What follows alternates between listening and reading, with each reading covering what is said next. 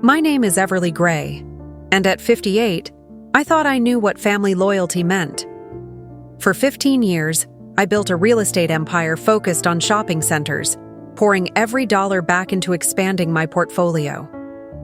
My daughter Cassie always rolled her eyes when I talked business, but she never minded when those same malls paid for her designer clothes and luxury vacations.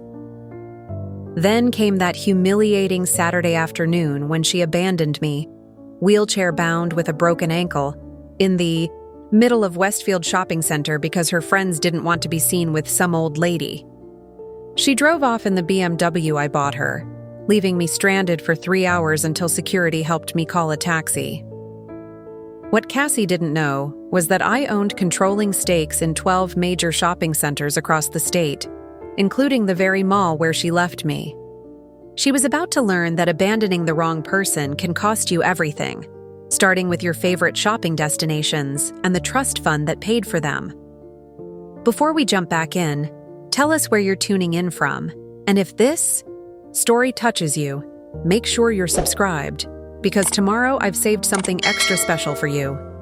My name is Everly Gray, and people often mistake me for just another successful businesswoman who got lucky in real estate. The truth is more complicated. I started with nothing, a single mother working double shifts at a department store while my daughter Cassie was growing up. Every rejection, every sleepless night, every sacrifice I made was building towards something bigger. I had a vision that most people couldn't see. Shopping centers weren't just retail spaces, they were community hubs, investment gold mines waiting for someone smart enough to recognize their potential.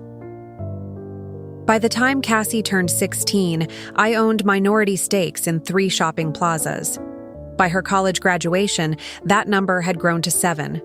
Today, at 58, I control significant portions of 12 major shopping centers across the state, with a portfolio worth over $42 million. The same malls where teenagers hang out on weekends, where families do their holiday. Shopping, where my daughter spent countless hours with her friends.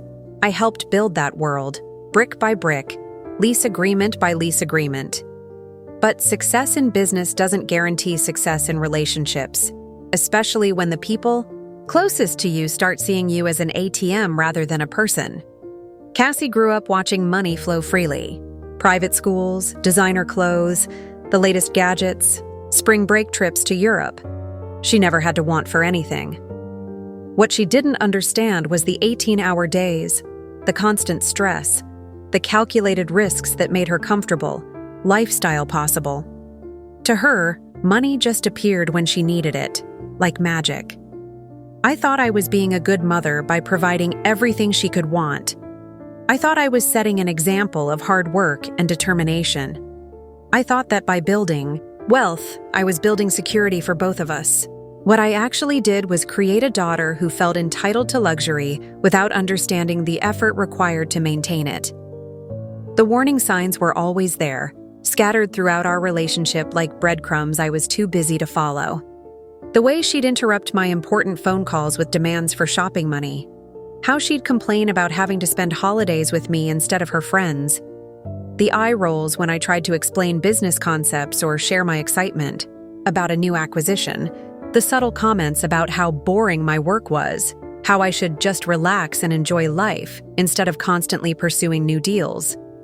But the real revelation of who my daughter had become came on a Saturday afternoon that started like any other.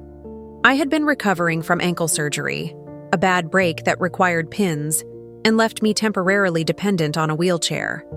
Despite the injury, I was determined to maintain some normalcy in my life. When Cassie suggested we spend the day together, at Westfield Shopping Center, I was genuinely excited. Quality time with my daughter had become increasingly rare, and I thought this might be an opportunity to reconnect. The irony wasn't lost on me that we were visiting one of my own properties. Westfield was actually one of my more successful investments, a premier shopping destination that I'd acquired a controlling stake in 5 years earlier. Walking through those halls, seeing the bustling stores and happy families, usually filled me with pride. This was what I had built, what I had worked so hard to achieve. Cassie pushed my wheelchair through the main concourse, chatting about her plans for the weekend, her new job at a marketing firm, the vacation she wanted to take with her friends.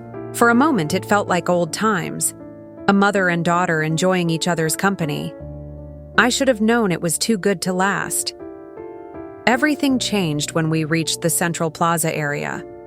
A group of Cassie's friends appeared as if from nowhere. Young, fashionable 20-somethings who looked at me like I was an inconvenience they hadn't planned for. I watched my daughter's entire demeanor shift. The warm, chatty woman who had been pushing my wheelchair suddenly became someone I barely recognized. "Oh God, Cassie, what are you doing here?" one of them asked, barely glancing in my direction. "Just family stuff," Cassie replied, her voice already taking on an apologetic tone that made my stomach drop. "We're about to hit that new rooftop bar downtown. You have to come. Brad's going to be there, and you know he's been asking about you." I watched the conflict play out on my daughter's face. Here was the choice: spend the afternoon with her injured mother who had given her everything, or abandon me for the chance to flirt with some guy at a trendy bar. The fact that it was even a choice told me everything I needed to know about how little I meant to her. "Mom," she said, turning to me with a smile that didn't reach her eyes, "you'll be fine here for a while, right? There's that coffee shop right over there. I'll just be gone for a couple of hours." A couple of hours. She was planning to leave me, wheelchair-bound and dependent, alone in a shopping mall for hours so she could drink with her friends. The casual cruelty of it took my breath away. "Cassie, I can't exactly get around easily right now," I said, trying to keep my voice calm despite the rising panic in my chest. "You'll figure it out," she said with a shrug that dismissed 15 years of sacrifice in a single gesture. "You're smart. You always figure things out." And with that, she walked away. My own daughter, the person I had loved and provided for, and protected since the day she was born, abandoned me in the middle of a crowded shopping mall. She didn't look back once as she laughed and chatted with her friends, leaving me sitting alone in a wheelchair, surrounded by strangers, in a place where I should have felt powerful, but instead felt completely helpless. What Cassie didn't know, what she couldn't have imagined in her self-absorbed little world, was that her casual cruelty was about to cost her everything. Because the mother she had just abandoned wasn't just some helpless old woman. I was Everly Gray, and I controlled more of her world than she could possibly understand. Let me tell you who I really am, because understanding my journey is crucial to understanding why what happened next was so devastating and so perfectly justified. I wasn't born into money. My story begins in a cramped 2-bedroom apartment in the industrial district of Millbrook Heights, where the sound of factory machinery was our lullaby, and the smell of diesel exhaust was our morning coffee. My father worked at the steel plant, until a workplace accident left him disabled when I was 12. My mother cleaned office buildings at night and took in sewing during the day, her fingers permanently stained with fabric dye, and her back permanently bent from hunching over her machine. When I got pregnant with Cassie at 19, I was working at Penfield Department Store, the kind of place where they expected you to look polished on a salary that barely covered rent. The father disappeared the moment he heard the news, leaving me with a choice: give up or fight harder than I'd ever fought for anything in my life. I chose to fight. Those early years were brutal. I'd work my 8-hour shift at Penfield, come home to feed and care for baby Cassie, then stay up until 2 a.m. studying real estate law and property management through correspondence courses I could barely afford. I had this crazy idea that retail properties were going to be the key to everything, that the shopping centers sprouting up in suburbs across America weren't just stores, they were communities. And communities meant steady income, reliable tenants, and long-term growth. My first break came when I was 23. The owner of a small strip mall in Clearwater Township was behind on his mortgage and desperate for help managing the property. I offered to take over the day-to-day operations in exchange for a small ownership stake. Most people thought I was insane, a single mother with no business experience trying to run a commercial property. But I had something they didn't. I understood retail from the ground up.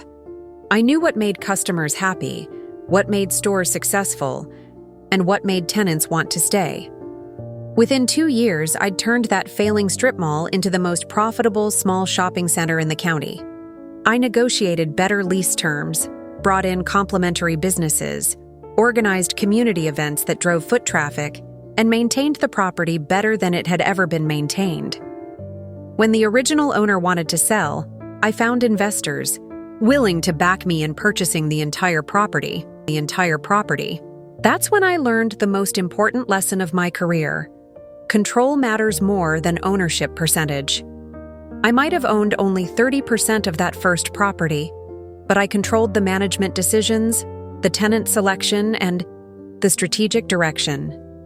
That control translated into influence, which translated into profits, which translated into the capital I needed for my next acquisition. Preparing and narrating this story took us a lot of time, so if you are enjoying it, subscribe to our channel. It means a lot to us. Now back to the story. Cassie grew up watching this empire slowly build around her, but she never really understood what she was seeing. To her, business success looked like magic. One day we're living in a small apartment. The next, we're in a beautiful house in Ridgemont Hills. One day, I'm driving a beat-up Honda. The next, I'm picking her up from school in a luxury sedan. She saw the results, but never the 18-hour days, the sleepless nights worrying about vacancy rates, the complex negotiations that required every ounce of intelligence and determination I possessed. By the time she started high school, I owned controlling interests in 4 shopping centers and minority stakes in 3 others. Cassie attended Thornfield Academy, the most prestigious private school in the region, where her classmates were the sons and daughters of doctors, lawyers, and old money families. I wanted her to have opportunities I never had, to move in circles, where success was expected rather than surprising. But privilege without perspective creates entitlement, and entitlement without gratitude creates monsters. Cassie began to see luxury as her birthright rather than the result of my extraordinary effort. When she wanted the latest designer handbag, I provided it. When she wanted to spend spring break in Italy with her friends, I made it happen. When she decided she needed a BMW for her 16th birthday because her friend Allison got one, I bought it without question. I told myself I was being a good mother, giving her everything I never had. What I was actually doing was teaching her that money appeared whenever she wanted it, that comfort was automatic, and that my role in her life was primarily financial. I was so focused on providing for her material needs that I forgot to teach her about effort, sacrifice, or the value of what she was receiving. The pattern became predictable. Cassie would mention something she wanted, usually casually, often while we were doing something else entirely. A few days later, whatever it was would appear. A new laptop for college, a designer dress for prom, a down payment on her first apartment after graduation, money for her master's degree program, the BMW when her old car needed repairs. It was easier to write a check than to have difficult conversations about budgets, priorities, or the connection between work and reward. But I wasn't just spoiling my daughter. I was building something remarkable in the business world. My portfolio expanded strategically, focusing on high-traffic shopping centers in growing suburban markets. I developed a reputation for turning around underperforming properties, for understanding retail trends before they became obvious, and for creating shopping experiences that kept customers coming back. The key to my success was treating each property like a living ecosystem. It wasn't enough to collect rent from tenants.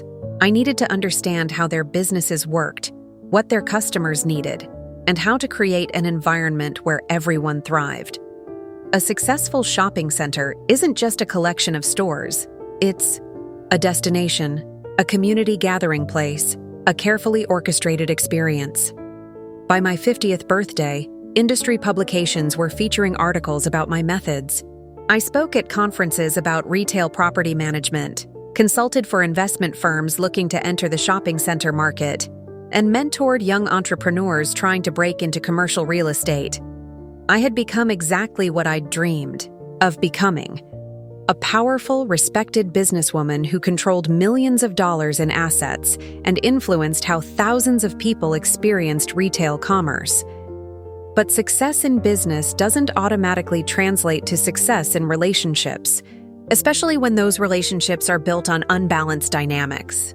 I was so proud of what I'd accomplished, so focused on providing for Cassie's material needs, that I failed to notice I was raising someone who saw me primarily as a resource rather than a person. The woman sitting in that wheelchair at Westfield Shopping Center wasn't just a mother who'd been abandoned by her daughter. I was a real estate mogul who owned 12 major shopping properties across 3 counties, whose decisions affected hundreds of businesses and thousands of jobs. I was someone who understood leverage, consequences, and the power of controlling, things that other people took for granted. Cassie was about to learn that abandoning the wrong person doesn't just hurt feelings. It destroys opportunities. The foundation of my relationship with Cassie wasn't built on conversations or shared experiences. It was built on transactions. Looking back now, I can see how every major moment in her life became an opportunity for me to demonstrate my love through financial generosity. What I thought was being a devoted mother was actually creating a dynamic that would eventually destroy us both.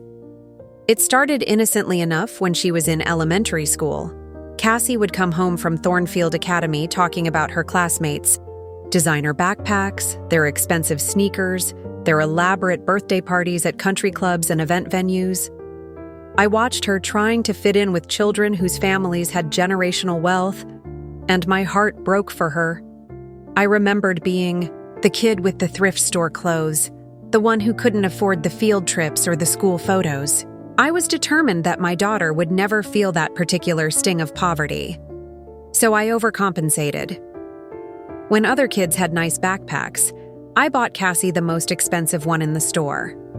When her friend Natalie had a birthday party with Sao, a professional magician, I hired a full carnival for Cassie's next birthday, complete with rides, games, and enough food to feed half the neighborhood.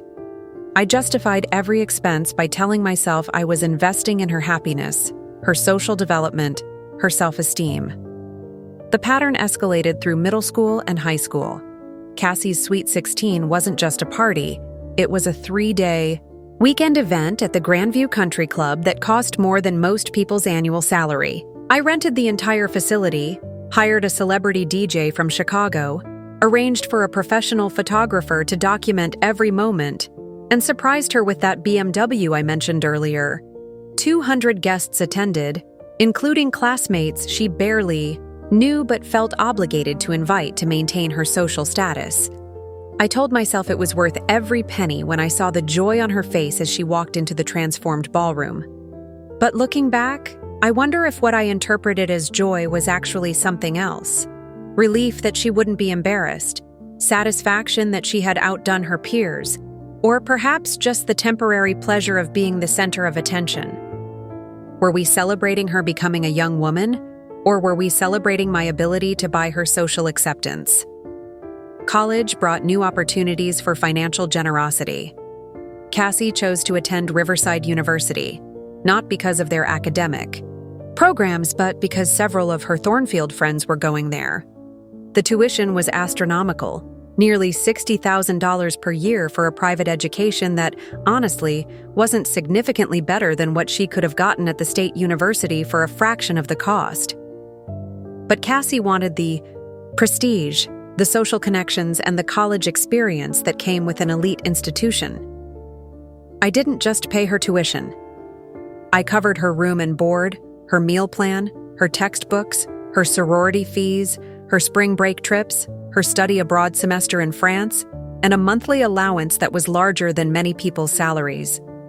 When she called crying about her laptop crashing during finals week, I had a new MacBook Pro delivered to her dorm within hours.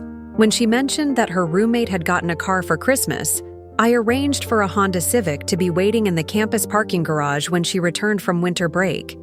Every semester brought new expenses that somehow became my responsibility.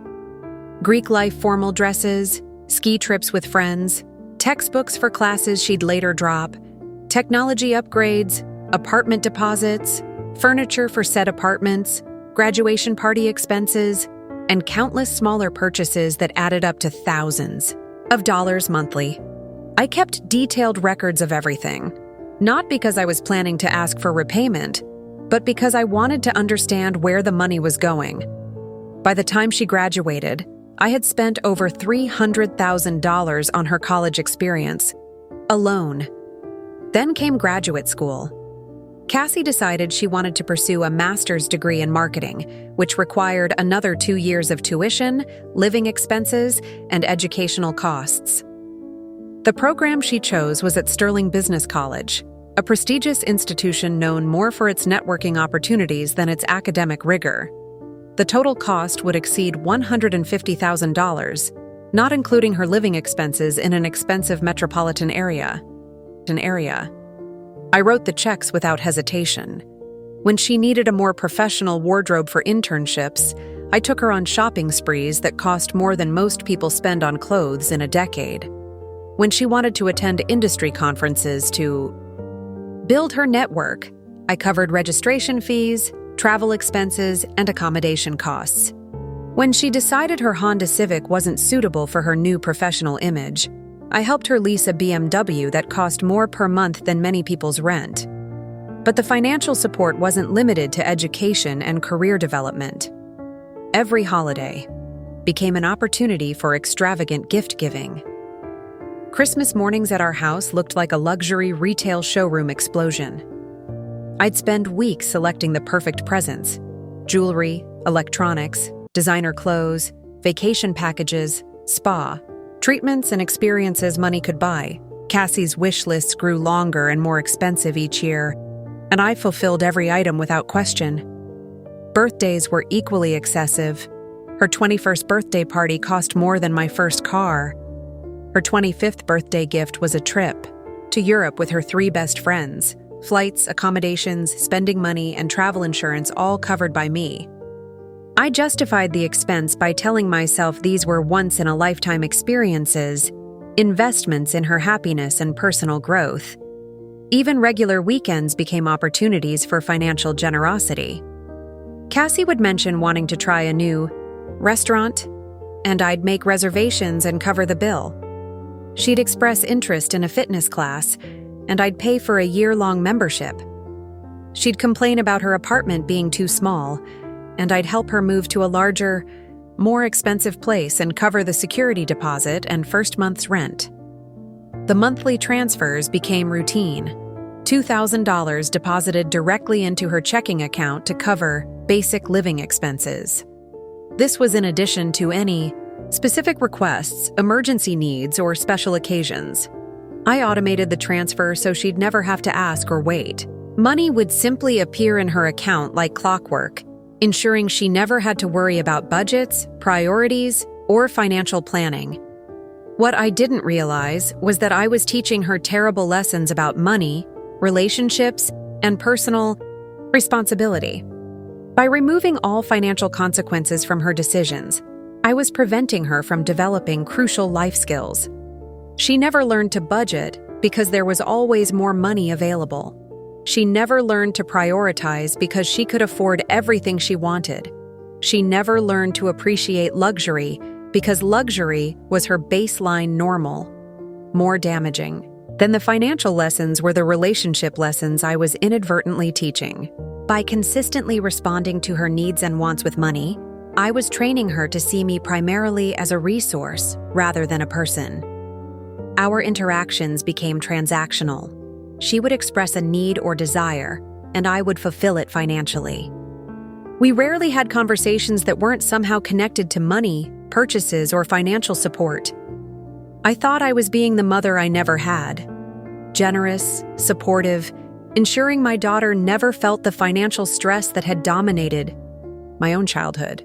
What I was actually doing was creating someone who felt entitled to luxury without understanding its cost, who expected financial support without offering emotional reciprocity, and who saw my love as a service rather than a relationship. The key woman who would abandon me at that shopping mall wasn't born cruel. She was created by years of conditioning that taught her my primary value was financial. I had spent decades proving that my love could be measured in dollars, and she had learned the lesson perfectly. Now it was time for both of us to discover what happened when the money stopped flowing. The erosion of respect doesn't happen overnight. It's a slow, almost imperceptible process that creeps into a relationship like water seeping through foundation cracks. Looking back, I can pinpoint exactly when Cassie's attitude toward me began to shift from appreciation to expectation, from gratitude to entitlement. The warning signs were there for years, scattered throughout our interactions like red flags. I was too busy or too hopeful to acknowledge. The first sign appeared during her sophomore year at Riverside University. I had driven 3 hours to visit her for Parents' Weekend, looking forward to seeing her dorm room, meeting her friends, and spending quality time together. I arrived at her residence hall carrying bags filled with her favorite snacks, some clothes she'd requested, and a care package that had taken me hours to assemble. When I knocked on her door, she opened it with an expression of mild annoyance rather than excitement. "Oh, Mom, you're early," she said, not moving aside to let me in. "I was just about to meet some friends for lunch. Can you just wait here for like an hour?"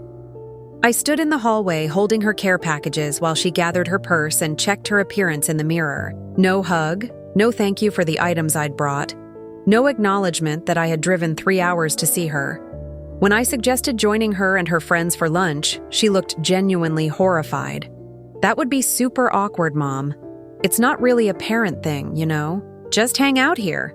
There's a coffee shop downstairs or whatever." I spent that weekend feeling like an inconvenience in my own daughter's life. Every activity we did together felt forced, like she was checking off boxes on a list of obligatory parent-child interactions. When other families passed us on campus, laughing and talking easily together, I felt a stab of envy that I tried to push down. This was normal college behavior, I told myself. She was just asserting her independence. But the pattern continued and intensified after graduation. Phone conversations became increasingly one-sided, with Cassie doing most of the talking about her problems, her needs, her wants, while showing minimal interest in my life or business. When I tried to share excitement about a new property acquisition or a successful tenant negotiation, her responses were perfunctory at best. "That's nice, Mom," she'd say in a tone that suggested it was anything but nice to her. "Hey, speaking of money, I need to talk to you about something." Every conversation seemed to lead inevitably to a request for financial support. Not just the automatic monthly transfers, but additional expenses that somehow always qualified as emergencies or necessities. Her car needed repairs. Could I cover them? Her apartment's air conditioning broke and the landlord was being slow to fix it. Could I pay for a hotel room until it was resolved? She'd been invited to a destination wedding. Could I help with travel expenses? Her company was sending her to a conference. Could I upgrade her accommodations to something more professional? I said yes to everything, but I began to notice that she never offered alternatives or compromises. She never suggested finding a cheaper hotel, sharing travel expenses with friends, or covering part of the costs herself. The assumption was always that I would handle the entire financial burden, and that assumption was never questioned or acknowledged as unusual. The entitlement became more blatant during holiday visits. Cassie would arrive at my house and immediately begin cataloging things that needed to be updated or replaced. The kitchen appliances were so outdated, Mom. The living room furniture was not really your style anymore. The guest bathroom needed a complete renovation if she was going to be comfortable staying there. These weren't suggestions or observations. They were expectations that I would prioritize her comfort over my own preferences in my own home. Gift-giving occasions became exercises in disappointment management. No matter how much I spent or how carefully I selected presents, there was always something wrong. The jewelry wasn't quite her style, the electronics weren't the latest model, The vacation packages weren't to destinations she really wanted to visit. She developed a habit of returning or exchanging almost everything I gave her, often without mentioning it until months later when I'd ask about a specific item. "Oh, that bracelet? I exchanged it for store credit. It just wasn't really me, you." "No?" Her friends began treating me with a casual familiarity that bordered on disrespect. When they visited my house, they'd help themselves to food from my refrigerator, use my Wi-Fi passwords without asking, and leave messes for me to clean up. Cassie never corrected their behavior or apologized for it. If anything, she seemed to encourage their sense of entitlement to my hospitality and resources. The most telling incident happened during a dinner party I hosted for Cassie's 26th birthday. I had spent days preparing, hiring caterers, decorating the house, and coordinating schedules to ensure all her friends could attend. As the evening wound down and guests were leaving, I overheard a conversation between Cassie and her friend Allison Myers in the kitchen. "Your mom is so extra," Allison was saying. "Like, this whole party probably cost more than my rent." "I know, right?" Cassie replied, laughing. "She goes overboard with everything. Sometimes I think she's trying to buy my affection or something. It's kind of sad, actually." They both laughed, and I felt something cold settle in my stomach. Sad. My generosity, my desire to celebrate my daughter and make her happy, was sad to her. Worse, she was sharing this perspective with her friends, making me an object of ridicule or pity in her social circle. Business dinners became another source of frustration. Occasionally, I would invite Cassie to accompany me to industry events or client meetings, hoping to share my professional world with her and possibly spark some interest in the family business. She would attend reluctantly, spending most of the evening checking her phone, contributing nothing to conversations, and making it clear through her body language that she'd rather be anywhere else. After one particularly important dinner with potential investors, Cassie complained the entire drive home about how boring my colleagues were, how pretentious the restaurant was, and how she couldn't understand why I enjoyed talking about shopping malls all night. The dismissive way she spoke about work that represented decades of my life and millions of dollars in value showed me how little she understood or respected what I had built. The final warning sign before that devastating day at the mall was her reaction to my ankle injury. When I called to tell her about the accident and the surgery I'd need, her first question wasn't about my pain or recovery timeline.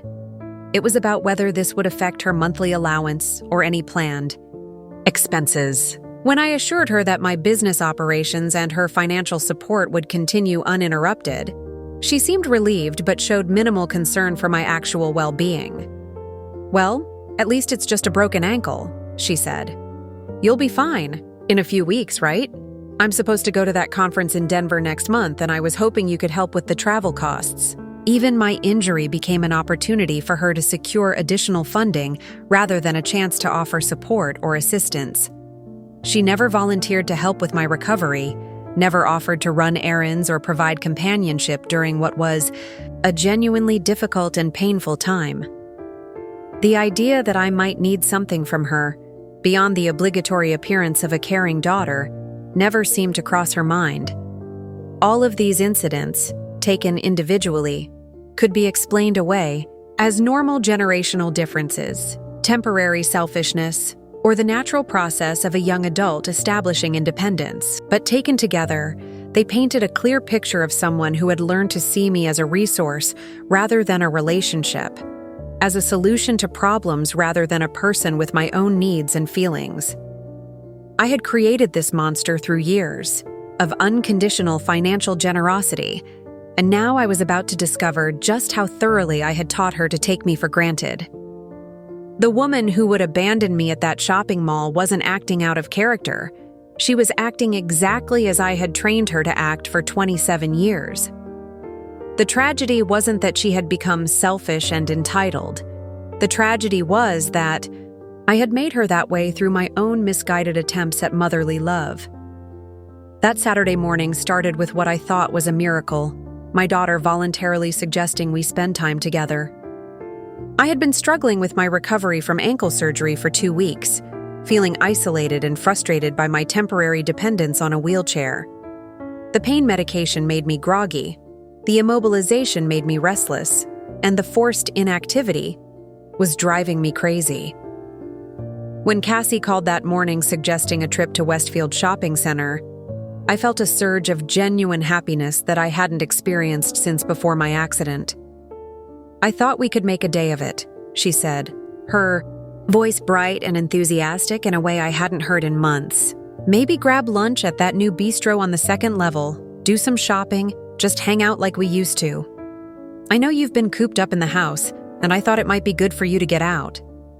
The consideration in her voice, the acknowledgement of my situation, the suggestion of quality time together, it all felt like a return to the mother-daughter relationship I'd been hoping we could rebuild.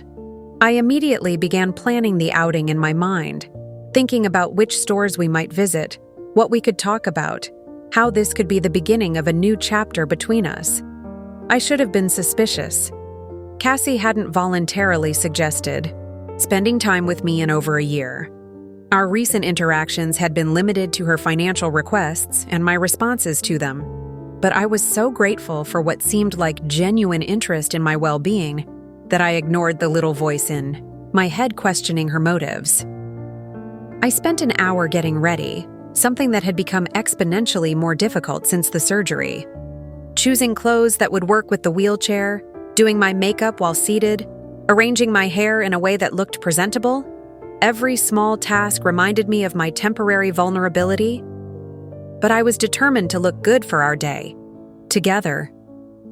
I wanted Cassie to see that I was still the put-together, capable mother she could be proud of, even if I was temporarily using a wheelchair. The drive to Westfield was pleasant.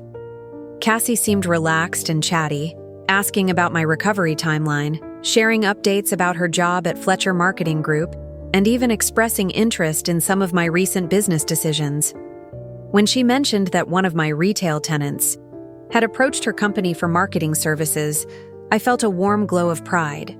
Maybe my business success was finally becoming something she could appreciate and connect with rather than just a source of funding.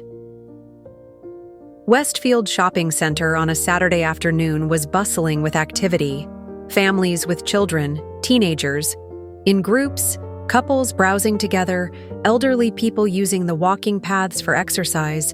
It was exactly the kind of vibrant community atmosphere I'd envisioned when I first invested in shopping center properties. As Cassie pushed my wheelchair through the main entrance, I felt that familiar sense of pride in what I'd helped create and maintain. "It's busy today," I commented, watching the steady flow of customers moving between stores. "Yeah, it always is on weekends," Cassie replied. "That's why it's such a good place to meet people." Something in her tone caught my attention, but before I could process it fully, we were moving through the Central Plaza area. The wheelchair gave me a different perspective on the space, lower, more vulnerable, but also more intimate. I noticed details I'd missed during my previous visits. The way children's voices echoed off the high ceilings, the careful placement of seating areas that encouraged people to linger, the strategic positioning of stores that created natural traffic patterns. We had been browsing for about 30 minutes when I noticed Cassie checking her phone more frequently. She'd pull it out, read something, type a quick response, then slip it back into her purse with a slightly distracted expression. When I asked if everything was okay, she assured me it was just work emails, nothing important. "Actually," she said, slowing my wheelchair near the central fountain area, "I need to use the restroom. Can you wait here for a minute?" I nodded, settling in to people watch while she was gone. The fountain area was one of my favorite features of the mall, a large, circular space with comfortable seating and good sightlines to the surrounding stores. From my wheelchair, I could see families taking photos, teenagers sitting in groups, and shoppers taking breaks between stores. It was exactly the kind of community gathering space that made shopping centers more than just retail venues. Cassie was gone longer than expected. After 15 minutes, I began to wonder if she'd encountered a line or gotten distracted by something. After 20 minutes, I started feeling the first stirrings of concern.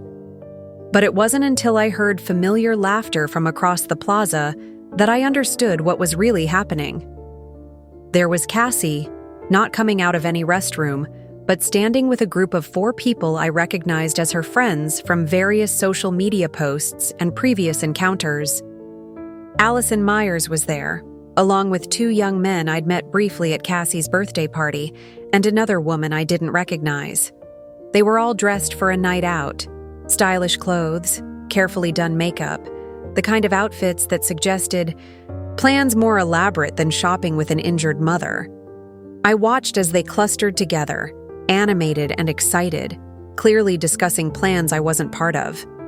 Cassie was facing away from me, her body language completely engaged with the group rather than showing any concern for where she'd left me. It became painfully obvious that this wasn't a coincidental encounter. This was a planned meeting, and I was the inconvenient complication she needed to deal with. The realization hit me like a physical blow. The whole shopping trip, the concern for my recovery, the suggestion of quality time together, none of it had been genuine. I was a convenient excuse for Cassie to get to the mall, where she could meet her friends for whatever they had actually planned for the afternoon. I was the cover story that had gotten her where she wanted to be. I sat in my wheelchair, watching my daughter laugh and chat with her friends while I waited like a forgotten piece of luggage in the fountain area. The Saturday afternoon crowd continued to flow around me. Families enjoying time together, couples holding hands, groups of friends genuinely happy to be in each other's company. Everyone except me seemed to belong in the scene unfolding around them. When Cassie finally approached, her friends trailing behind her, I could see the conflict playing out on her face. This was the moment of truth, the choice between spending the afternoon with her injured mother or abandoning me for something more appealing. The fact that it was even a choice told me everything I needed to know about my actual value in her life. "Mom," she said, her voice taking on that artificially bright tone people use when they're about to deliver disappointing news. I ran into some friends, and they're heading to this new rooftop bar downtown. It's supposed to be amazing, and Brad Henderson is going to be there. You remember Brad, right? From my marketing program? I remembered Brad. I also remembered paying for the marketing program where she'd met him, the professional wardrobe she'd needed for networking events, and the various social functions where she'd hoped to impress him. Now that investment was being used to justify abandoning me. "I was thinking," she continued, "you could hang out here for a while.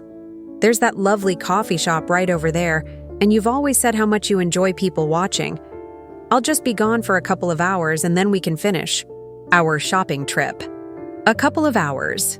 She was planning to leave me alone in a wheelchair for multiple hours so she could drink with friends and flirt with a man I'd indirectly funded her connection to. The casual cruelty of it was breathtaking. "Cassie, I can't exactly navigate this place easily on my own," I said, keeping my voice as steady as possible despite the humiliation burning in my chest. "You'll be fine," she replied with a dismissive wave. "You're the smartest person I know. You always figure things out. Besides, it's not like anything bad is going to happen. You're in a public place. There are security guards around, and I'll be back before you know it." Her friends were getting impatient, shifting from foot to foot and checking their phones. I could see them exchanging glances that suggested this conversation was taking longer than expected. To them, I wasn't a person with feelings or needs. I was an obstacle to their good time, a problem that needed to be managed quickly so they could move on to more important things. "Seriously, Mrs. Gray, she'll be totally fine," Allison chimed in. "My grandmother spends hours at malls by herself. It's like their favorite thing to do." And with that casual dismissal, being compared to someone's grandmother who apparently had nothing better to do than sit alone in shopping centers, my daughter walked away. She didn't look back, didn't offer any specific timeline for her return, didn't provide her location or contact information for the bar they were going to. She simply left me sitting in a wheelchair in the middle of a crowded mall, surrounded by the Saturday afternoon happiness of actual families who cared about each other. The woman who had just abandoned me wasn't a stranger or an acquaintance, with no obligations. She was my daughter, the person I had loved, supported, and prioritized above everything else for 27 years. And I was nothing more to her than an inconvenience to be managed, a responsibility to be minimized, a burden to be temporarily stored while she pursued more interesting opportunities. What Cassie didn't know was that the woman she'd just dismissed so casually controlled more of her world than she could possibly imagine. And she was about to learn that some abandonment comes with consequences that last much longer than a couple of hours. Sitting alone in that wheelchair, surrounded by the Saturday afternoon bustle of families and friends enjoying each other's company, I felt something shift inside me. The initial shock and hurt were giving way to something colder, more analytical. This wasn't just a spontaneous decision by Cassie. The coordination with her friends, their prepared appearances, the casual way they'd dismissed my presence, this had been planned. I was beginning to understand that I hadn't been invited on a mother-daughter outing. I had been used as transportation and cover for whatever Cassie had actually intended to do. The first hour passed slowly. I positioned my wheelchair near the fountain where Cassie had left me, partly because I didn't want to make it difficult for her to find me when she returned, and partly because I was curious to see exactly how long a couple of hours would actually be. The central plaza gave me a good view of the main corridors, and I found myself studying the ebb and flow of shoppers with the same analytical mind I used to evaluate retail properties. But as the minutes ticked by, my professional observations were interrupted by increasingly uncomfortable realizations about my situation. I needed to use the restroom, but navigating to the facilities and back in an unfamiliar wheelchair was daunting. I was getting thirsty, but the coffee shop Cassie had mentioned required maneuvering through crowded seating areas that might not accommodate my wheelchair easily. Most importantly, I was beginning to understand how completely dependent I was on someone who had proven she couldn't be depended upon. By the second hour, my discomfort had transformed into something more focused. Curiosity about exactly what was so important that it justified abandoning an injured parent. Cassie had mentioned a rooftop bar downtown, but which one? How far away was it? What was this event that was worth more than spending time with me? I pulled out my phone and began doing what I did best. Research.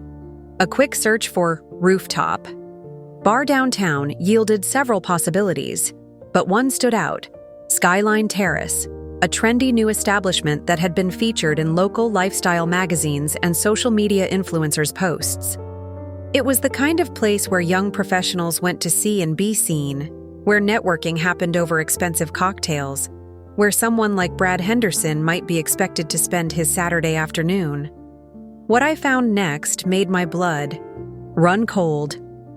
Skyline Terrace wasn't just serving drinks that afternoon. They were hosting a special event. According to their social media pages, it was a young professionals mixer, featuring live music, specialty cocktails, and what they called an exclusive networking opportunity for the city's rising stars.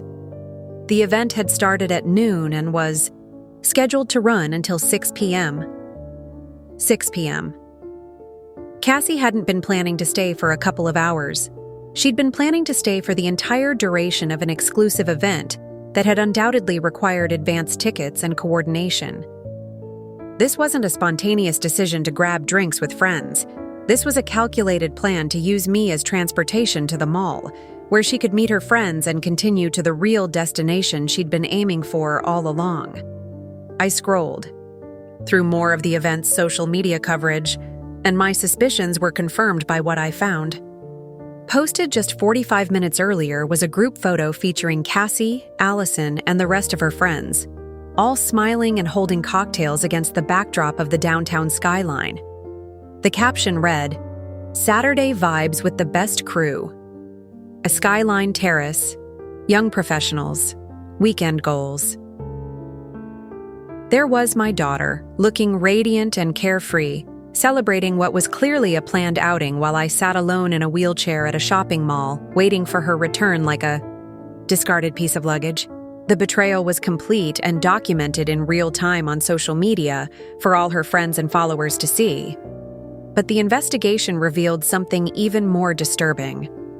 As I continued scrolling through the event photos and posts, I realized this wasn't the first time something like this had happened. Cassie's social media history showed a pattern of elaborate weekend activities that had never been mentioned to me. Expensive events and experiences that somehow didn't appear on her monthly expense reports, and a social life that seemed far more extensive and costly than her salary should have supported. Looking at photos from the past 6 months, I could see evidence of restaurants I knew she couldn't afford, vacation trips that had never been discussed, designer clothes that hadn't appeared on any shopping receipts I'd seen, and a level of lifestyle maintenance that exceeded her actual income by a significant margin. Either she was hiding substantial debt, or there were funding sources I wasn't aware of. I began to piece together a more troubling picture. The monthly allowance I provided wasn't supplementing her lifestyle. It was enabling a completely separate financial ecosystem that allowed her to maintain appearances while hiding her actual circumstances from me.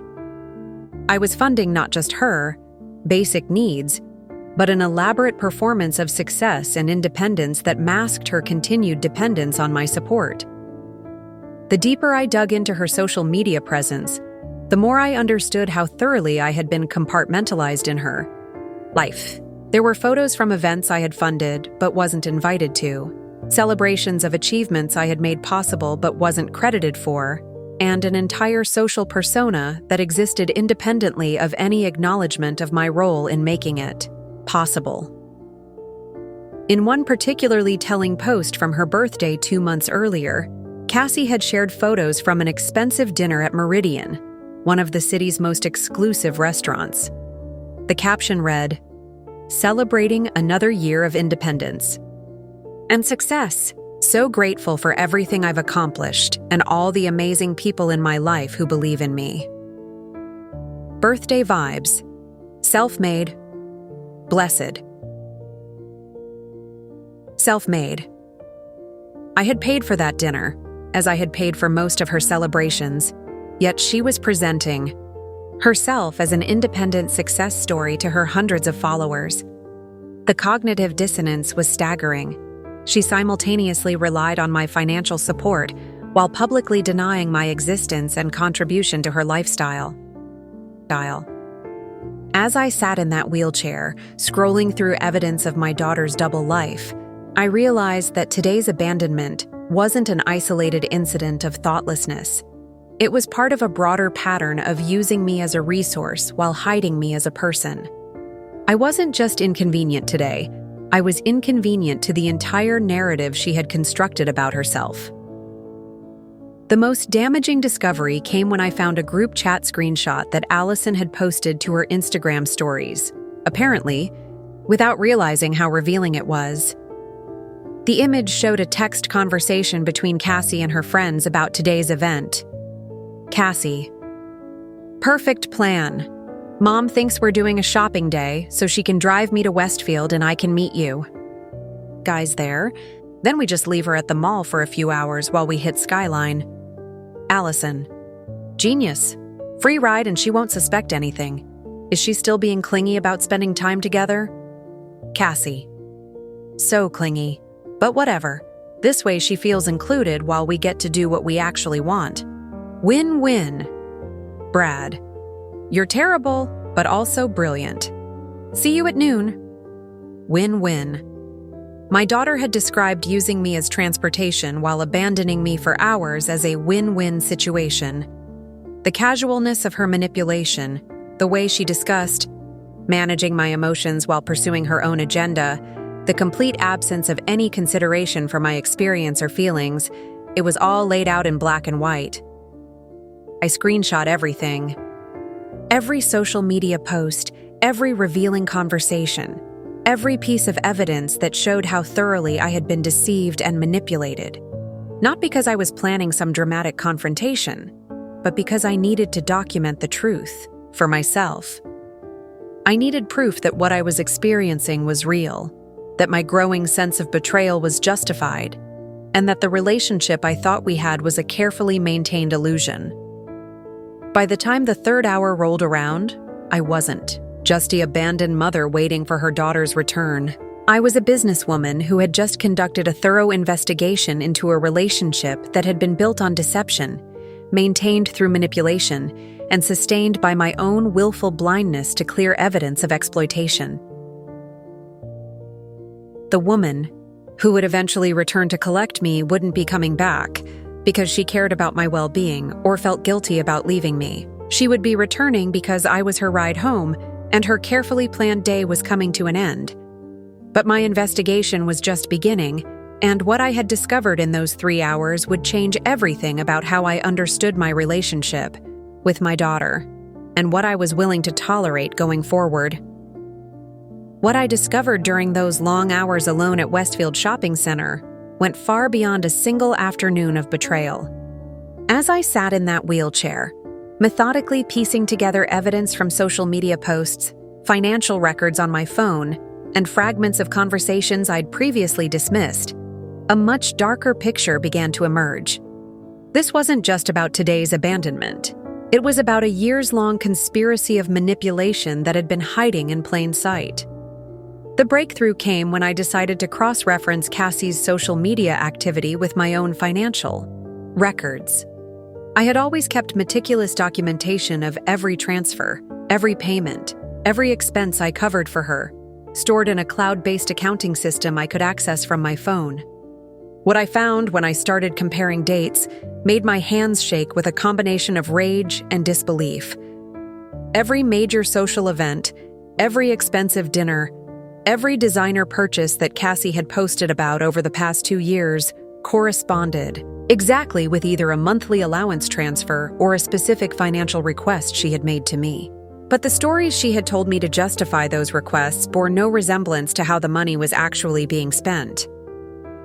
Take the emergency car repairs from 3 months ago. Cassie had called me in tears, explaining that her BMW needed immediate transmission work that would cost $3,500. She painted a picture of being stranded, unable to get to work, facing potential job loss if she couldn't solve the transportation crisis quickly. I had wired the money within hours, feeling proud that I could rescue my daughter from a genuine emergency. But according to her Instagram posts from that same week, the money had funded a long weekend in Napa Valley with her friends. Photos showed expensive wine tastings, a luxury spa day, and shopping excursions to boutiques that specialized in designer clothing. The BMW had never needed repairs. The entire crisis had been fabricated to extract money for a vacation she knew I would never have approved of if she'd asked honestly. The professional development conference that had required $2,800 in travel and accommodation expenses 2 months ago?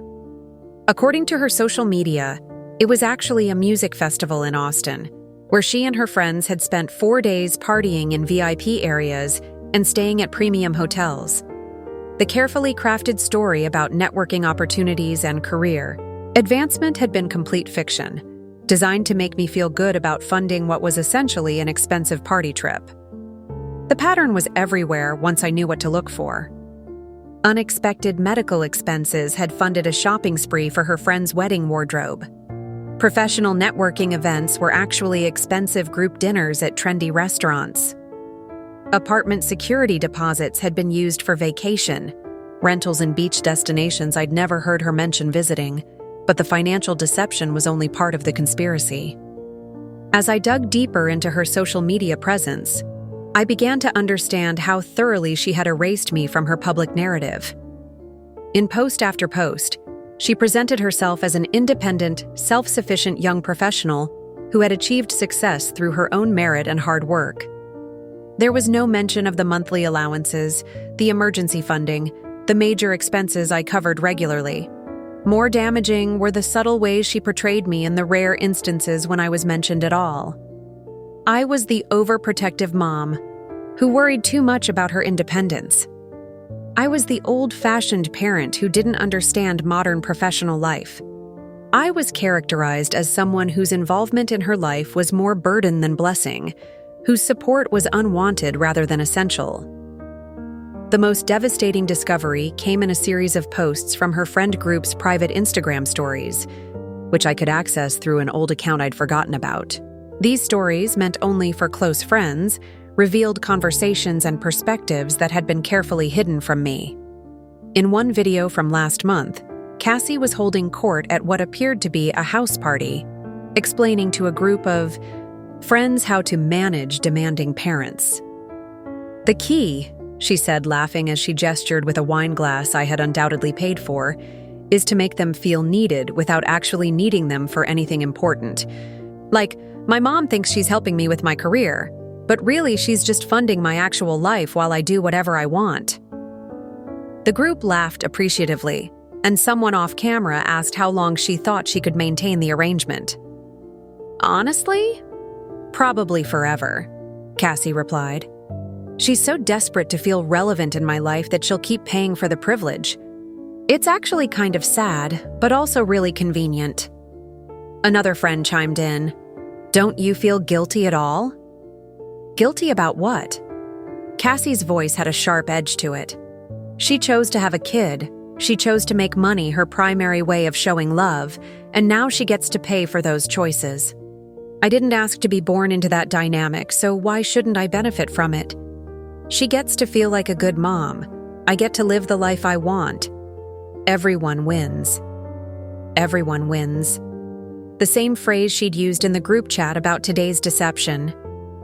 I was beginning to understand that in Cassie's worldview, manipulating me wasn't wrong.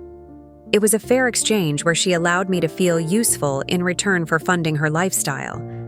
But the conspiracy went deeper than just financial manipulation and social media misrepresentation. As I continued my investigation, I found evidence that Cassie had been actively discouraging my involvement in her life while simultaneously extracting maximum financial benefit from our relationship.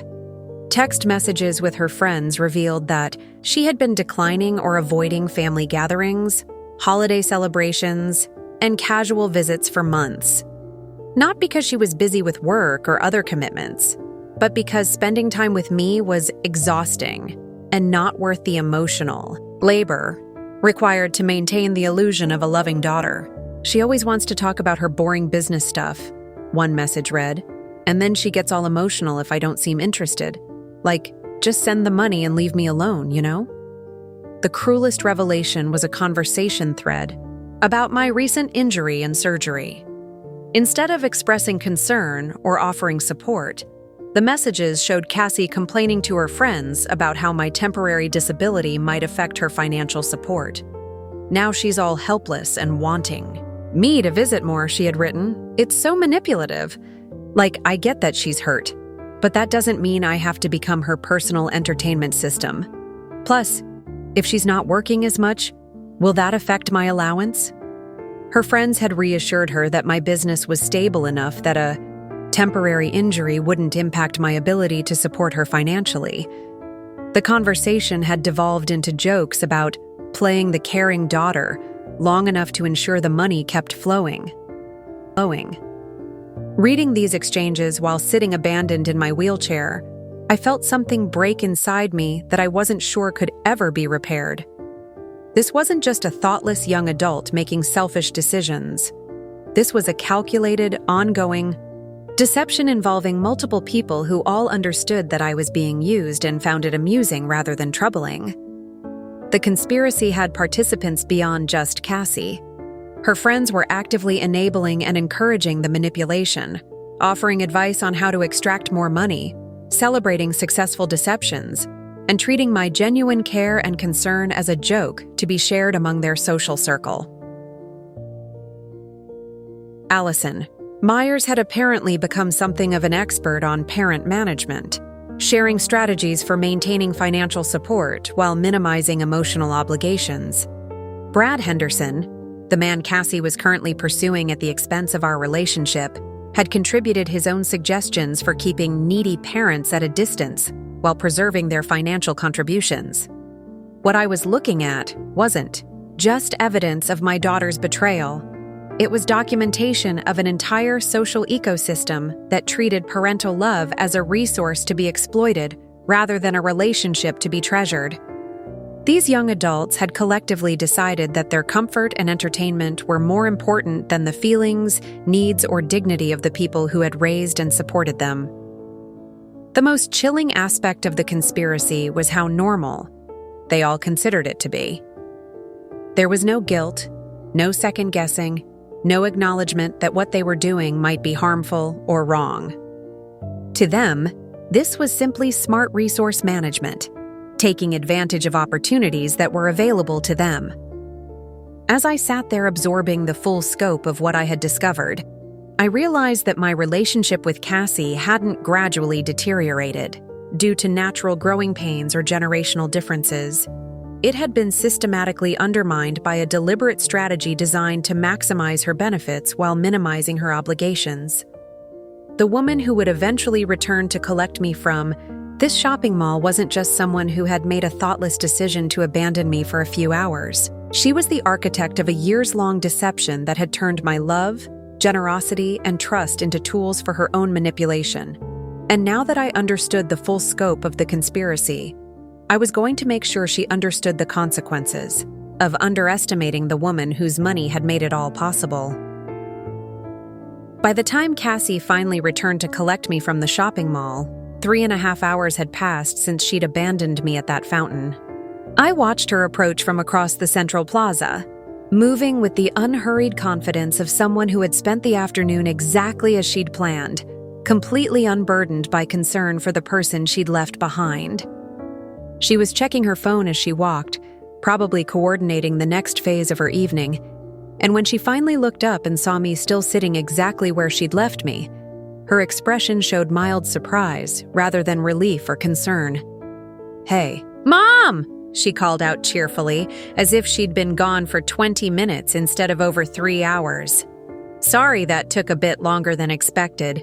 You know how it is when you run into old friends. Time just flies." She moved behind my wheelchair and began pushing me toward the mall exit without asking how I was feeling, whether I needed anything, or acknowledging that she had left me stranded in a public place while she attended a planned social event. The casual dismissal of what she had done, the complete absence of any apology or explanation, told me everything I needed to know about how she viewed both me and her actions. "How was your afternoon?" I asked, keeping my voice carefully neutral as we moved through the crowded corridor.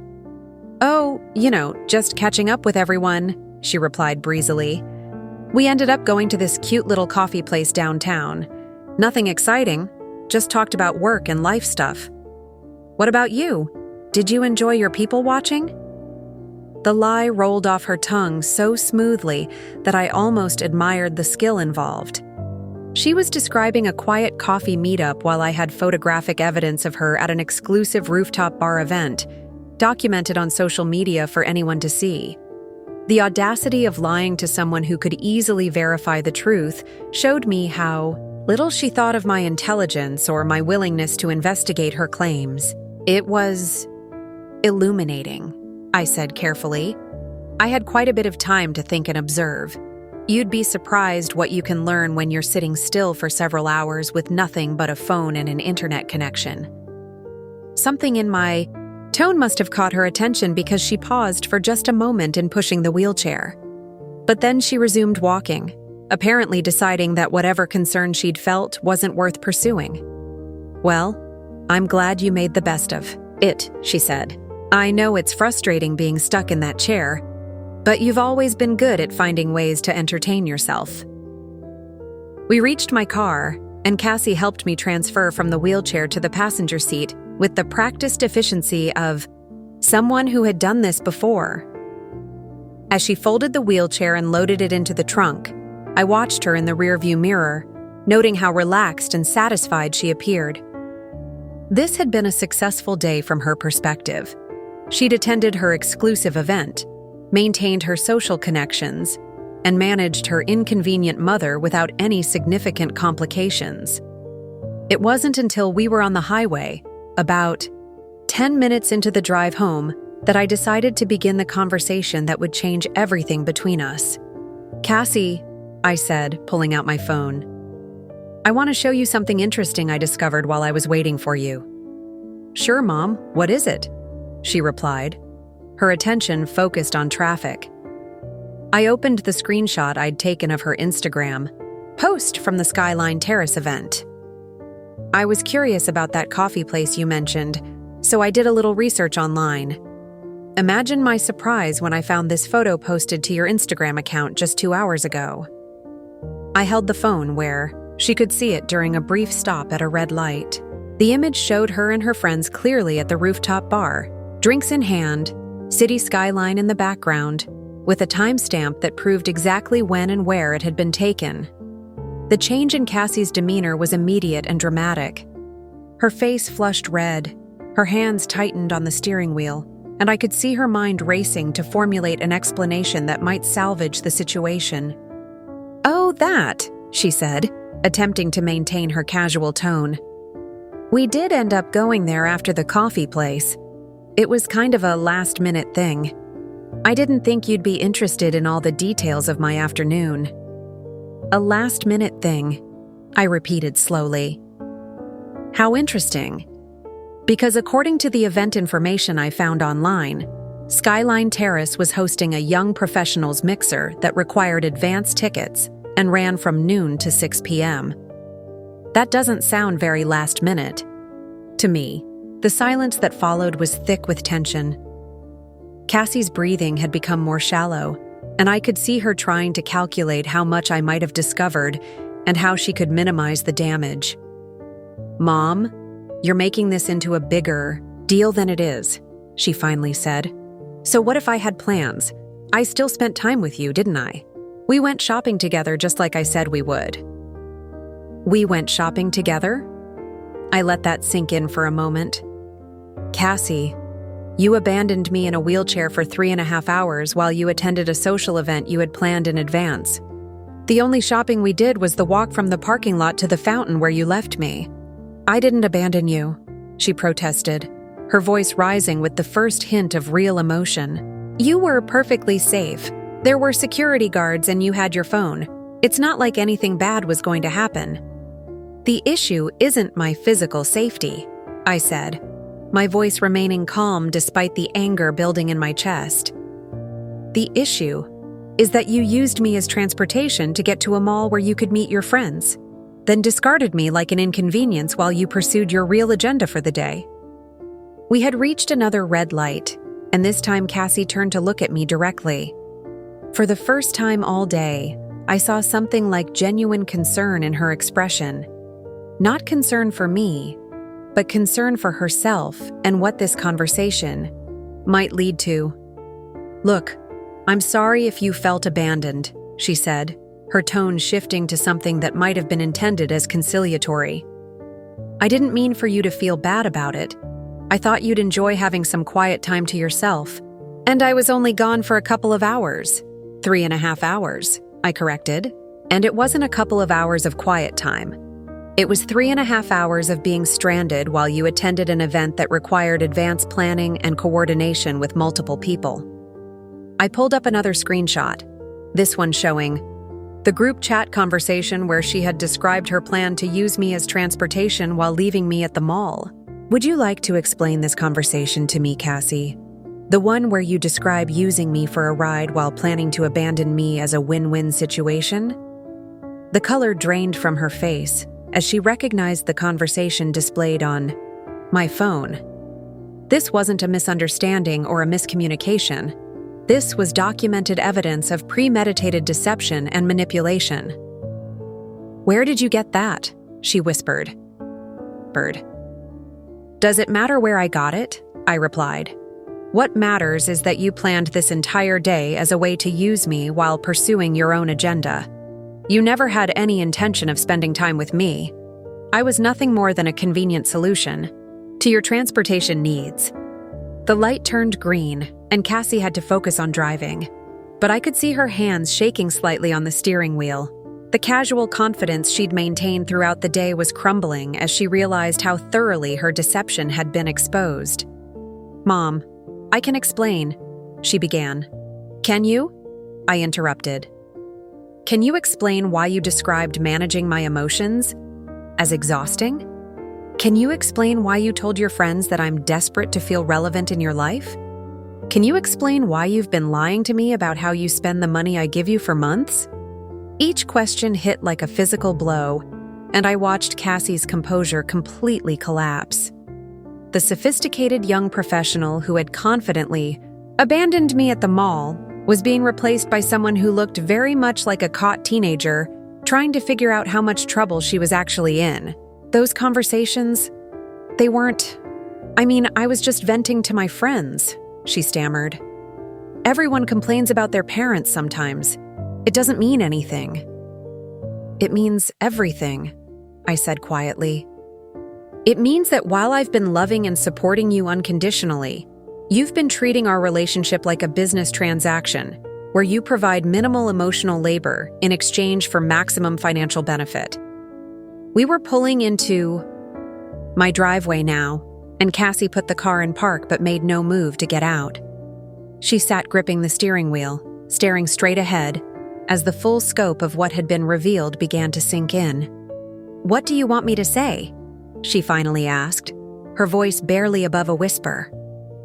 "I want you to tell me the truth," I replied. "I want you to explain why you think it's acceptable to treat someone who loves you like a resource to be exploited, rather than a person to be valued." The confrontation that had begun with a simple screenshot had evolved into something much larger, a reckoning with years of deception, manipulation, and the systematic erosion of a relationship I had thought was built on love, but had discovered was built on exploitation. And we weren't finished yet. The silence in my driveway stretched between us like a chasm that had been years in the making. Cassie sat frozen behind the steering wheel, her knuckles white as she gripped it like an anchor in a storm she hadn't seen coming. I could see her mind working frantically, trying to calculate how much damage had been done and whether there was any way to minimize the consequences of what I'd discovered. "The truth, Cassie," I repeated softly. "That's all I want. No more stories about coffee shops that don't exist. No more explanations that insult my intelligence. Just honesty about what our relationship has really become." She turned to face me, and for a moment, I saw something that might have been genuine remorse flicker across her features. But then her expression hardened into something defensive, almost defiant. "Fine," she said, her voice taking on a sharp edge I'd rarely heard before. "You want the truth? The truth is that yes, I planned today. Yes, I knew about the event at Skyline Terrace. And yes, I used our shopping trip as a way to get there. But it's not like I abandoned you in some dangerous place. You were safe, you were comfortable, and I was only gone for a few hours." "Only gone for a few hours," I repeated, letting the dismissive phrase hang in the air between us. "Cassie, do you understand what you just admitted to? You used me, your injured mother who can't walk, as transportation to a social event, then discarded me for your own convenience." "I didn't discard you," she protested. "I made sure you were somewhere safe and comfortable. It's not like I left you on the side of the road." The casual cruelty of her rationalization took my breath away. In her mind, providing minimal consideration for my basic safety somehow justified the fundamental betrayal of trust and respect that her actions represented.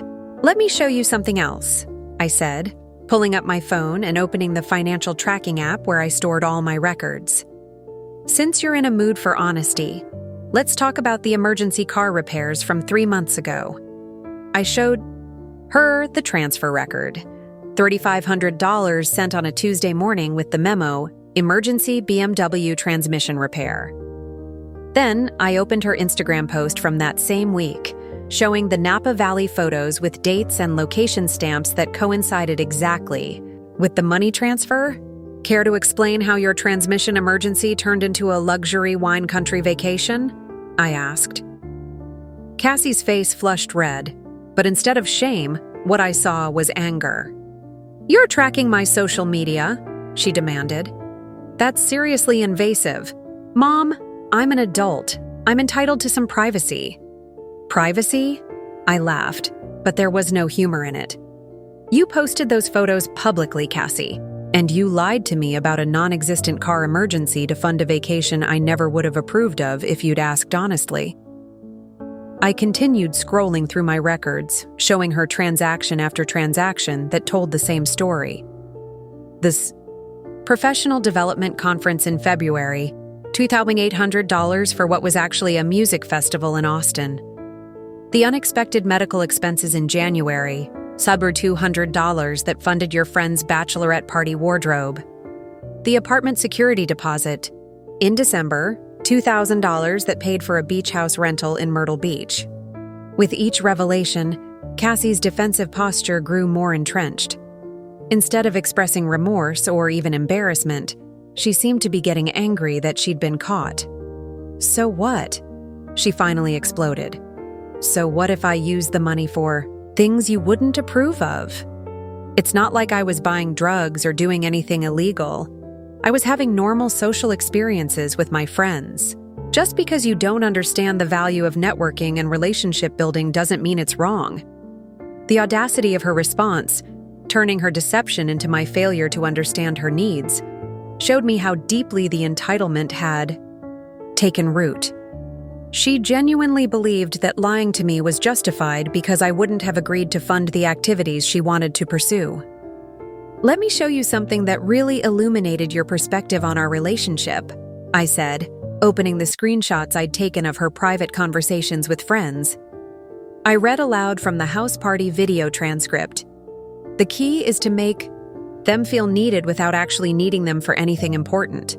My mom thinks she's helping me with my career, but really, she's just funding my actual life while I do whatever I want." Cassie's face went white as she heard her own words, read back to her. This wasn't something she could explain away as a misunderstanding or justify as normal complaining about parents. "And this one," I continued, reading from another conversation. "She chose to have a kid, she chose to make money her primary way of showing love, and now she gets to pay for those choices. I didn't ask to be born into that dynamic, so why shouldn't I benefit from it?" The silence that followed was deafening. Cassie couldn't deny the words because they were her own, recorded in her own voice, expressing sentiments that revealed the calculated nature of how she viewed our relationship. "Where did you get these?" she whispered, but we both knew the source. Didn't matter. What mattered was that these weren't statements made in momentary anger or frustration. They represented a coherent philosophy about how she believed she was entitled to treat me. "The most interesting discovery," I continued, "was this conversation about my recent injury and surgery. I read her texts complaining about my manipulative requests for visits during my recovery, her concerns about whether my injury might affect her allowance, and her friends' reassurances about my business stability, ensuring continued financial support. You were worried about my ability to send you money," I said quietly. "Not about my pain, not about my recovery, not about whether I needed support during a difficult time. Your primary concern was protecting your income stream." Cassie's hands were shaking now, and I could see tears forming in her eyes. But I wasn't finished. The evidence I'd gathered painted a picture of systematic deception that went far beyond today's abandonment. "Would you like to see the conversation where you and your friends discussed strategies for managing demanding parents?" I asked. "Or the one where Allison called you genius for using me as free transportation while planning to abandon me?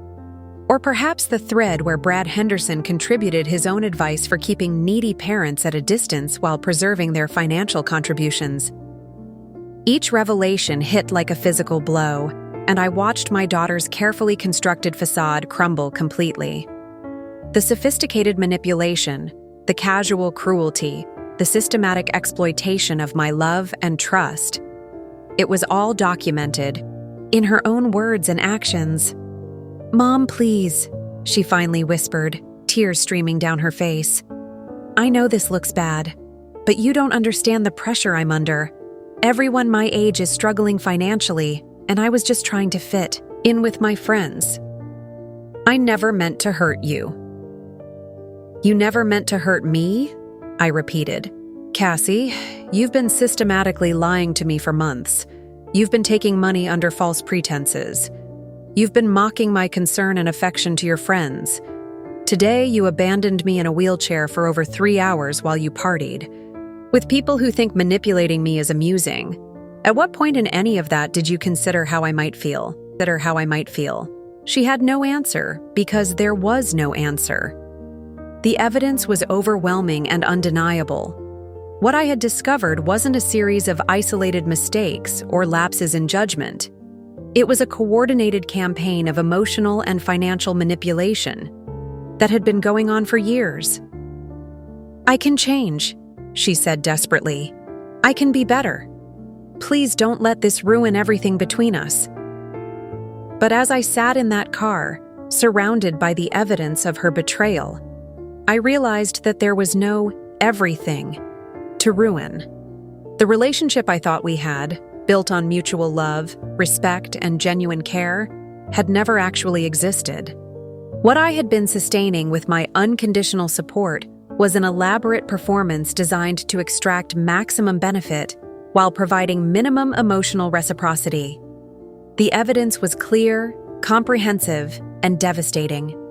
Now it was time to explain to my daughter what consequences looked like when you manipulated someone who controlled far more of your world than you realized. The tears streaming down Cassie's face might have moved me once, but now they felt like another performance, another attempt to manipulate me into forgetting what I'd discovered. I sat quietly in the passenger seat of my own car, watching my daughter realize that her years of careful deception had finally caught up with her. The evidence was overwhelming, undeniable, and documented in her own words and actions. There was no explanation that could minimize what she had done, and we both knew it. "What do you want from me?" she asked, her voice breaking. I said I was sorry. I said I could change. What else can I do? The question hung in the air between us, heavy with implications neither of us was quite ready to face. What did I want? For months, I had wanted honesty, respect, and genuine affection from my daughter. I had wanted to feel valued as a person, rather than exploited as a resource. I had wanted a relationship built on mutual care, rather than transactional convenience. But sitting there with the evidence of her systematic manipulation spread across my phone screen, I realized that what I wanted most was something she might not be capable of giving: accountability. "I want you to understand what you've done," I said finally. "Not just today, not just the lies about money, but what you've done to our relationship. I want you to understand that love isn't a commodity you can trade for financial support, and generosity isn't something you're entitled to without reciprocation." Cassie wiped her eyes with the back of her hand, smearing makeup across her cheek. "I do understand. I know I messed up. I know I've been selfish. But Mom, you have to understand the pressure I'm under. Everyone my age is struggling, and I was just trying to keep up with my friends and maintain my social connections. It's not like I was using the money for anything terrible." There it was again, the justification, the attempt to make her deception seem reasonable by focusing on her intentions rather than the impact of her actions. Even now, confronted with overwhelming evidence of her manipulation, she was trying to make me feel sorry for her rather than acknowledging the pain she had caused. "The pressure you're under?" I repeated softly. "Cassie, do you know what pressure looks like? Pressure is working 18-hour days to build a business from nothing. Pressure is sacrificing your own comfort to ensure your child has opportunities you never had. Pressure is watching someone you love treat you like an ATM while pretending it's a loving relationship." I pulled out my phone again and opened my banking app, showing her the screen that displayed my account balances and recent transactions. "Let me tell you about pressure, sweetheart. This is the account I use for your monthly allowances and emergency payments. Do you know how much money I've transferred to you in the past 2 years?" Cassie's eyes widened as she saw the numbers on the screen. I had transferred over $180,000 to her in direct payments, not including the major expenses like her car, her education costs, or the countless shopping trips and experiences I had funded indirectly. $180,000, I said, letting the number sink in. That's more than most people make in 3 years of full-time work, and that doesn't include your BMW payments, your insurance, your apartment security deposits, your vacation funding, or any of the other major expenses I've covered. The color drained from Cassie's face as she began to understand the true scope of her financial dependence on me. In her mind, the monthly transfers had probably felt like modest allowances, small amounts that didn't require much gratitude or consideration. Seeing the cumulative total forced her to confront how thoroughly her lifestyle depended on my continued generosity. "I never asked you to give me that much," she said weakly. "No," I agreed. "You never asked for a specific total amount. But you asked for money constantly, and you lied about what you needed it for repeatedly. You created fictional emergencies to extract funds for vacations. You invented professional expenses to fund social activities. You made me believe I was supporting your growth and development when I was actually enabling your deception and manipulation." I scrolled through more transaction records, showing her the pattern of requests and transfers that had defined our relationship for the past 2 years. Emergency car repairs that never happened, medical expenses that were actually party expenses, professional development opportunities that were music festivals, security deposits that were vacation rentals. Every single major transfer was based on a lie.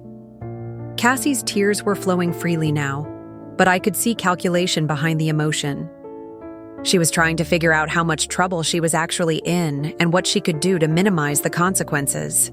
"Mom, please," she said. "I know I made mistakes, but I can pay you back. I can get a second job. I can—" "Pay me back?" I laughed, but there was no humor in it. "Cassie, you make $45,000 a year at your marketing job. Even if you gave me every penny of your salary, it would take you 4 years to repay just the money you've received in the past 2 years. And that's assuming you could live without any income at all during that time." The mathematical reality of her situation was starting to dawn on her. The lifestyle she had been living, the social activities she had been enjoying, the financial freedom she had taken for granted, none of it was sustainable without my continued support. And that support was no longer guaranteed. "What are you saying?" she whispered. "I'm saying that your monthly allowance ends today," I replied calmly.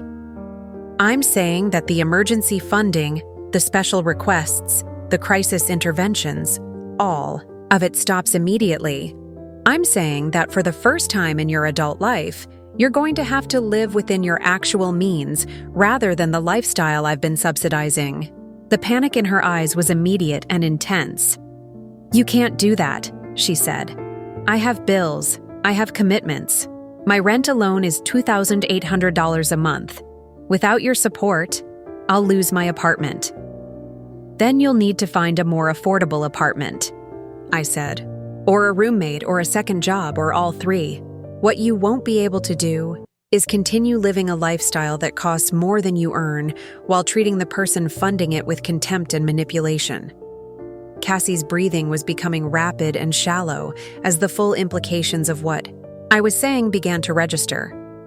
She had built her entire adult life around the assumption that my financial support would continue indefinitely, regardless of how she treated me. That assumption was proving to be catastrophically wrong. "But what about my car payments?" she asked desperately. "What about my credit cards? I have expenses that depend on the allowance you give me." "Then you should have considered those dependencies before you decided to lie to me for months," I replied. "You should have thought about the consequences before you abandoned me in a wheelchair while you partied with friends who think manipulating me is amusing." I could see her trying to formulate arguments, explanations, promises, anything that might convince me to reconsider. But the evidence of her deception was too overwhelming, and my resolve was too firm. "This isn't just about money, Cassie," I continued. "This is about respect. This is about honesty. This is about whether you see me as a person who deserves consideration." or just a resource to be exploited for your convenience. "I do see you as a person," she protested. "I love you, Mom. You're my mother. I know I've made mistakes, but that doesn't mean I don't care about you." "If you love me," I said quietly, "then explain to me why you told your friends that managing my emotions was exhausting. Explain why you described me as desperately trying to feel relevant in your life. Explain why your primary concern about my injury was whether it would affect your allowance." She had no explanation because there was no explanation that could reconcile those statements with genuine love or respect. The words had come from her own mouth, expressing her genuine feelings about our relationship when she thought I would never hear them. "I was just venting," she said weakly. "Everyone complains about their parents sometimes." "This wasn't complaining," I replied. "This was strategizing. You and your friends were discussing tactics for extracting maximum financial benefit while providing minimum emotional investment. You were treating our relationship like a business transaction where you needed to optimize your return on investment. The silence that followed was filled with the weight of everything that had been revealed. Cassie was beginning to understand that this wasn't a temporary punishment that would blow over in a few days or weeks. This was a fundamental shift in our relationship that reflected years of accumulated damage that couldn't be undone with tears or promises. "What about my lease?" she asked, her voice barely above a whisper. "What about my car? What about all the commitments I've made based on the income I thought I could count on? What about them?" I replied. "You made those commitments based on money that was never yours, funding that was always contingent on maintaining a relationship built on honesty and mutual respect. You chose deception and manipulation instead. Now you get to live with the consequences of that choice." The practical implications of losing my financial support were beginning to cascade through her mind. The expensive apartment she couldn't afford on her salary, the BMW payments that exceeded her monthly discretionary income, the credit card balances she had accumulated assuming my monthly transfers would continue indefinitely, the social activities that required a level of disposable income she had never actually earned. "Please," she said, reaching across the car to grab my hand. "Please don't do this. I can change. I can be the daughter you want me to be. Just give me another chance." But as I looked at her tear-stained face, I realized that the daughter I wanted her to be might never have existed. The relationship I thought we had might have been an illusion sustained by my willingness to provide financial support in exchange for the performance of affection. Without that financial incentive, what was left? "The daughter I want you to be," I said gently, "wouldn't need to be bribed into caring about my well-being. She wouldn't need financial incentives to spend time with me or show basic respect for my feelings. She would value our relationship for its own sake, not as a means to fund her lifestyle." I gathered my phone and purse, preparing to end this conversation and begin the process of extracting myself from the car. "You can keep the BMW until the lease expires," I said. "After that, you'll need to make your own transportation arrangements. The monthly allowance stops immediately, and there will be no more emergency funding, crisis interventions, or special requests." As I reached for the door handle, Cassie made one final desperate attempt to change my mind. "Mom, wait. What if I pay you back? What if I get a second job and start repaying all the money? What if I prove that I can change?" I paused with my hand on the door, considering her question seriously. The money was never the real issue, Cassie. The issue was respect. The issue was honesty. The issue was whether you saw me as a person worthy of consideration or just a resource to be exploited. Until you can demonstrate that you understand the difference, nothing else matters. I opened the car door and began the process of transferring to my wheelchair. Behind me, I could hear Cassie crying, but I didn't turn around. The woman who had abandoned me at a shopping mall while she partied with friends was finally beginning to understand what abandonment felt like, and this was just the beginning of her education in consequences. 6 months have passed since that devastating afternoon at Westfield Shopping Center, and the silence between Cassie and me has been both painful and illuminating. The first few weeks after I cut off her financial support were filled with increasingly desperate phone calls, emotional voicemails, and text messages that cycled through anger, bargaining, manipulation, and finally, a kind of resigned acceptance that her old life was truly over. The immediate consequences were swift and predictable. Within 2 weeks of losing her monthly allowance, Cassie had to move out of her expensive apartment and into a cramped studio on the other side of town. The BMW was returned to the dealership when she couldn't make the payments, replaced by a 10-year-old Honda Civic she bought from a coworker. The designer clothes, the expensive dinners, the weekend trips with friends, all of it disappeared virtually overnight as she was forced to confront the reality of living on her actual salary. But the most significant change wasn't financial, it was social. The friend group that had encouraged her manipulation, celebrated her deception, and treated my feelings as a joke to be shared among their circle, began to distance themselves once she could no longer afford to participate in their lifestyle. Allison Myers, who had called her genius for using me as transportation while planning to abandon me, stopped inviting Cassie to events when it became clear she couldn't contribute to expensive group activities. Brad Henderson, the man she had pursued at my expense, lost interest when she could no longer afford to frequent the trendy bars and restaurants where their social circle congregated. The friends who remained were different, people from her workplace, who were content with coffee shop conversations and movie nights at home, individuals who valued her company rather than her ability to fund elaborate social activities. For the first time since college, Cassie was experiencing relationships that weren't built on financial transactions or social status. And according to the few mutual acquaintances who provided updates, the adjustment was both difficult and revelatory. About 3 months after our confrontation, I received a letter in the mail. Not an email or a text message, but an actual handwritten letter on simple stationery that showed none of the expensive taste I had funded for years. The return address was her new studio apartment, and the handwriting was Cassie's. But something about both seemed more subdued, more genuine than the communications I had received from her in years. The letter was 12 pages long, and reading it was one of the most emotionally complex experiences of my life. She began by acknowledging, in detail, every lie she had told, every manipulation she had orchestrated, and every instance where she had treated my feelings as irrelevant to her decisions. She didn't try to minimize her actions or provide justifications for her behavior. Instead, she methodically documented the pattern of deception I had discovered, adding details I hadn't known about, and expressing understanding of how each incident must have felt from my perspective. But the most powerful part of the letter wasn't her catalog of mistakes. It was her analysis of how she had developed such a distorted view of our relationship.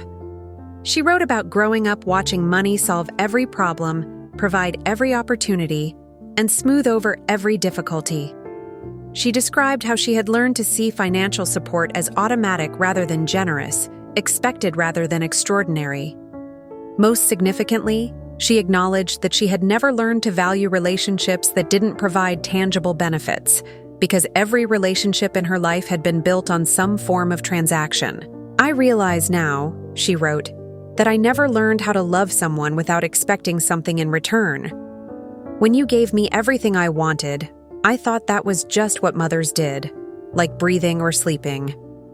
I never understood that your generosity was a choice, that your support was a gift, and that your love was something I needed to earn and maintain through my own actions and consideration." She described the humiliation of having to ask her supervisor for overtime hours, the embarrassment of returning designer clothes to pay for groceries, and the social isolation that came with being unable to afford the lifestyle her friends took for granted. But she also wrote about discovering capabilities she didn't know she possessed, negotiating with landlords, budgeting down to the penny, finding satisfaction in accomplishments that were entirely her own. "I hate that it took losing everything for me to understand what I had," the letter continued. I hate that I hurt you so deeply before I learned to value what you gave me. But I'm grateful, and I know I have no right to be grateful for anything.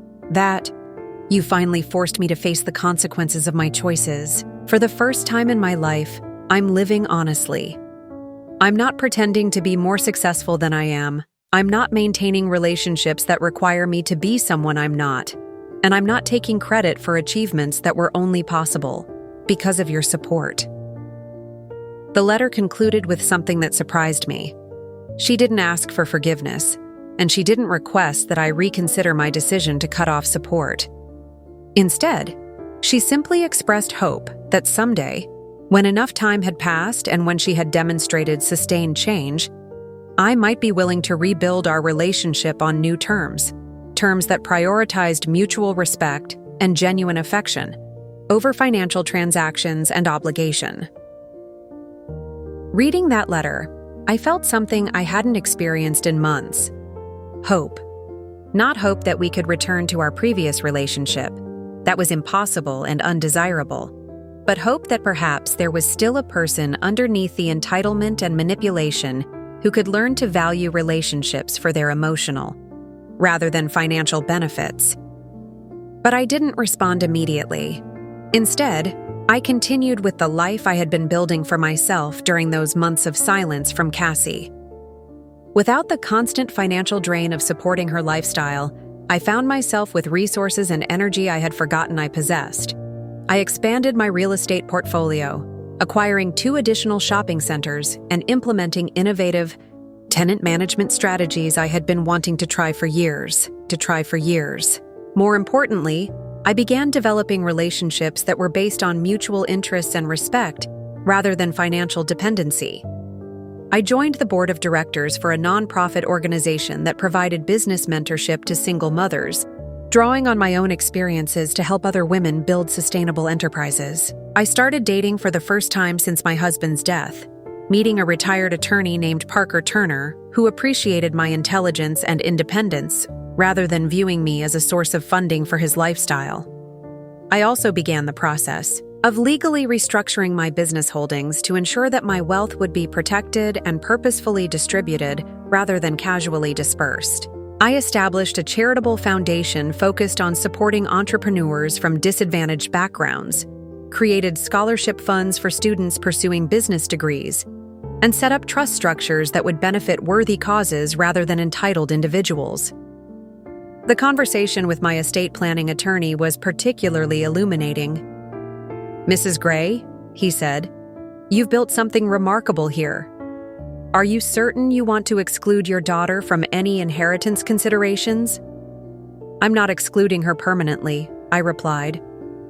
"But I'm ensuring that any future support will be contingent on demonstrated character and genuine relationship, rather than biological obligation. If Cassie can prove over time that she values our relationship for its own sake, we can revisit these arrangements. But I will never again allow someone to exploit my love as a source of unearned income." 4 months after receiving Cassie's letter, she requested a meeting.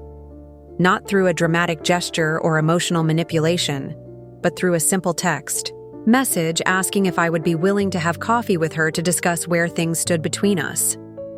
The message was respectful, direct, and notably free of any financial requests or crisis-driven urgency.